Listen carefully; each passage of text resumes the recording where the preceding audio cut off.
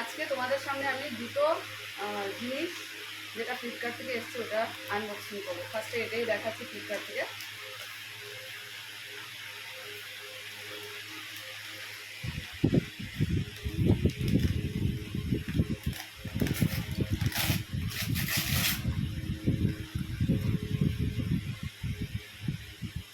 Sugar pop ID pencil, এটা mother's ডেতে ছেলে একটা দিয়েছিল, আর এটা আবার আরেকটা আমি আনালাম। এটাও দেখো ফ্লিপকার্ট থেকে।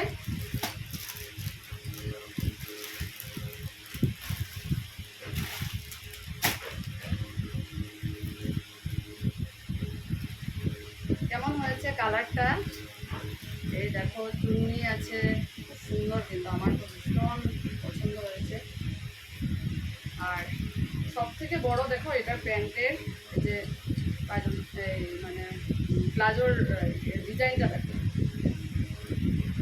ডিজাইনটা খুব সুন্দর, আর কাপড়টাও কিন্তু বেশ ভালো।